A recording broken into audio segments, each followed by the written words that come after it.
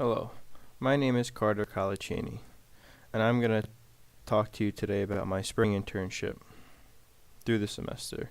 First, I'm going to talk about how I found my mentor.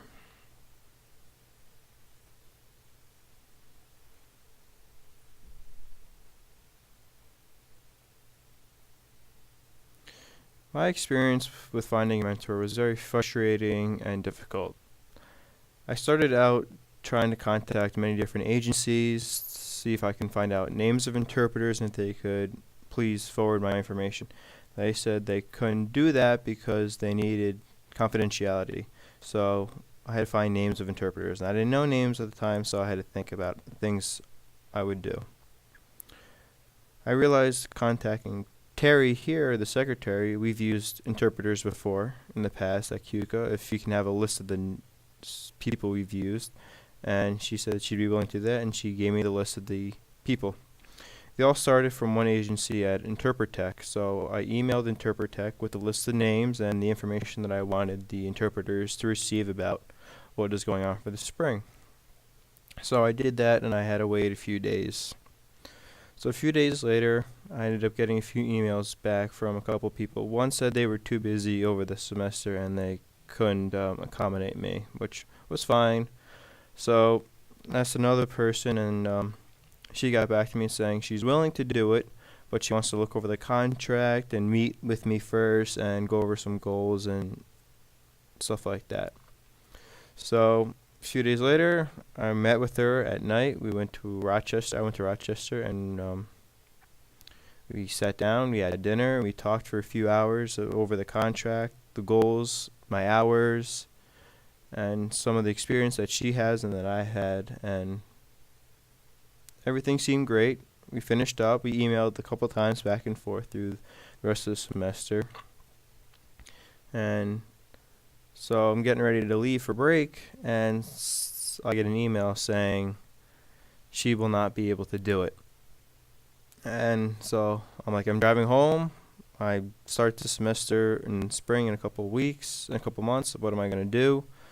So I got home, and I emailed Brian, sir, and I told him exactly what happened. And I said, I don't know what to do now. I'm home. How am I supposed to find a mentor in Rochester? And he said he knows a couple people he'll contact for me. I said, okay, great.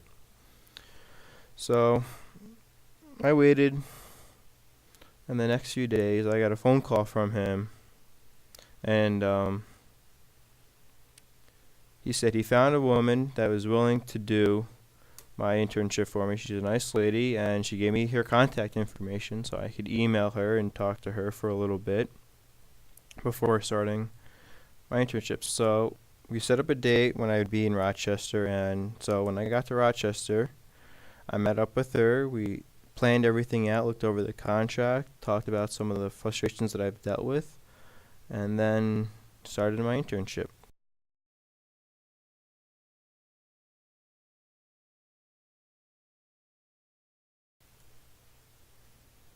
Most of my interpreting hours were in the education setting. I was at Roberts Wesley College with my mentor with her deaf student that she met up with from last semester. So this was a new experience for me, and it was really good. There was 3 classes that I interpreted for, all on Monday, Wednesday, Friday. And one of the classes was a really good experience for me. They were talking about school uniforms and whether or not they should be implemented. And so they're sitting there and they're discussing, and one of the students raised their hand and said, I think, schools should have mandatory dress settings because, kids nowadays are walking around with their baggy shirts, pants below their waist, backwards hat, and throwing gangster signs. And for my interpretation, I acted out, baggy shirts, backwards hat, and for throwing the gangster signs, that's what I did. And I felt really good with how that came out, and a couple of students in the class were laughing, but I wasn't really paying attention. I was in the zone. I was interpreting. And then after class, the student came up to me and said, I did a really good job interpreting, and I was really focused and honed in on what was being said, and I felt really good about it, and it was a really great experience. And same with my mentor, said the same thing, that I was really on par today, and that my interpreting was really improved. And my interpreting, we realized with the class discussions, get better if I'm more interested in it. My interpreting is better. And my next experience, which is really great, was towards the end of the semester. My mentor wasn't able to go to class, but they were able to have a fill-in. So I get to class, and I'm sitting there, and I'm waiting, and class is gonna start in like 2 minutes, and I'm like, oh, the interpreter's still not here, and I'm like, okay, well, class started, so I start interpreting. And now about 10 minutes left of class. The interpreter comes in, and she's like, oh, I'm so sorry, my car broke down, which was fine, I understand. So the next day, I told my interpreter and told her what happened, and sitting there with the student, and we're discussing about the other day, and the student was like, I really liked how you interpreted the other day. You were on par. If anything needed to be clarified, you clarified it with me. And I normally don't do a full class, but that was the first experience for me, and I was very glad to do that. I was very happy about doing a full class, and it gave me the confidence to continue, and knowing that I did a good job interpreting was really a confidence booster. So also I did a lot of observation at RIT. I observed there for 1 week with an interpreter named Darren. And there I saw many different classes and how they run the program there. It was very nice. And next is going to be my religious settings.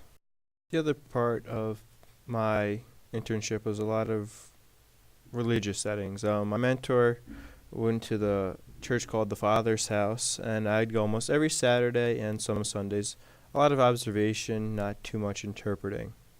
The interpreting I did do were the last 3 weeks. I got up and did a few songs. It was good practice, and I'm not normally standing up on stage getting ready to do that. It was a new experience, but after doing it, I felt confident with my interpreting, and I really enjoyed doing that, and that's part of my religion. The other part was doing crew meetings, and they had team leaders from the different campuses get together, and they would discuss what's going on in their campus and things that are going on through the semester and through the year. The first part, they would do a Bible reading. I really didn't feel comfortable talking about the Bible and reading from the Bible. It's a strange language, but my mentor would take that part, and I ended up doing the second half, which was the business part, which is what's going on at campus, how are things going. So that was really more of my role. But the person there, he was deaf, and he didn't talk for himself, so I was able to get some voicing in too, which was nice because it was good, and it was my really first time really voicing for a deaf person. And if I needed help, my mentor was always there to give me support.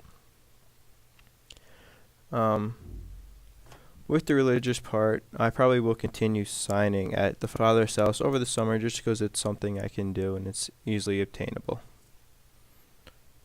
The next part is with my mentor's husband, who is deaf.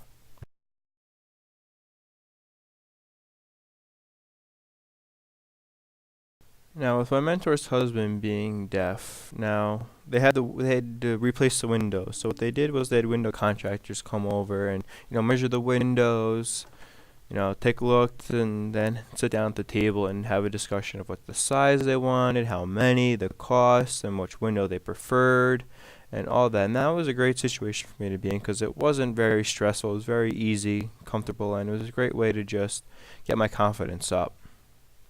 And another person, a deaf friend of theirs that we met, they had to go to a doctor's appointment. So we were able to set that up, and I was able to interpret during the doctor's appointment. So once again, it was very easy, low-pressure situation. My mentor was there to help me out and support me whenever I needed.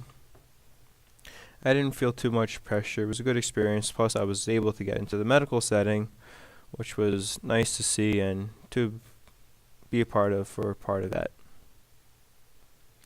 The only thing is I didn't like about that was I had to make phone calls for her, and the phone calls were a little annoying because I don't like the automated voicing as it is as a hearing person, so it was very difficult for me to sign it because I just wanted to skip it and get on to what they want to say. You know, when they say press number 1 for this, and I was like, can we just skip that because I didn't like it? But my mentor would tell me, no, no, it's very important.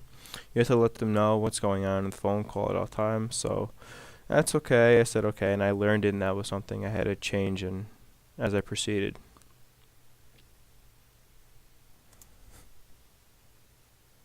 Now, with some of the contacts that I made through Interpretech, the agency, I was able to do the Rochester Red Wings baseball games.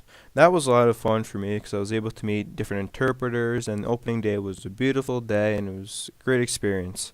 There was about 8 interpreters there. We each stood on top of the dugout, which was nice, and I really enjoyed signing the frozen text that we had planned for the day. And through the semester, I was able to meet other interpreters during other games, and it was a nice way to get myself out there and talk with other people. Another contact I made was at a workshop I was at. A guy, his name was Matt Dish, and he was setting up a deaf health fair up in Rochester, and I was for interpreters, and I was willing to be a part of that, so I wanted to get his contact information and set up interpreting. So we emailed a few times, and then I went there on Saturday, and I was able to see Dorothy there, and I was doing voicing and signing there. I was doing both, and it was really nice. It was a great place. The people that were working the booths were very good and helpful, and it was nice to see the camaraderie of people there. I really enjoyed it. I met a lot of other interpreters, met a lot of students from RAT that were also graduating this year, and another great networking opportunity for me to meet other people.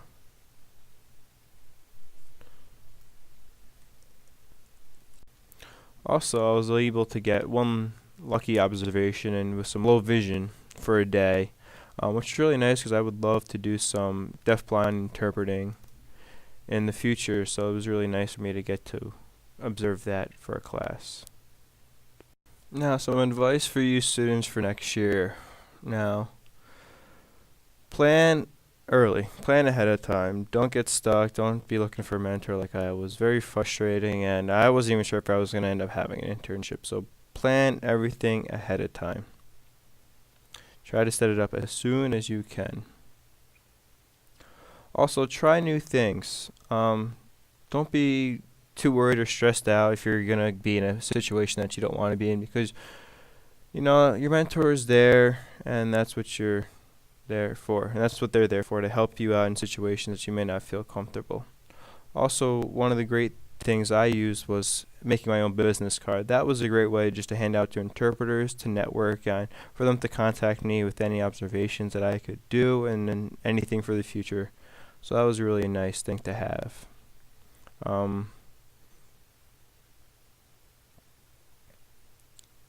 Also, try not to worry too much. Just when you get to a situation that you think is going to be overwhelming, just relax, take a deep breath, and you'll get through it. Your mentor is there to support you and help you out when you need, not to make you feel overwhelmed. You should feel a little stressed, you should feel a little bit overwhelmed, but push through it, and if you get really too much, then your mentor is there. So that's my advice for you guys, and get ready, and good luck next year.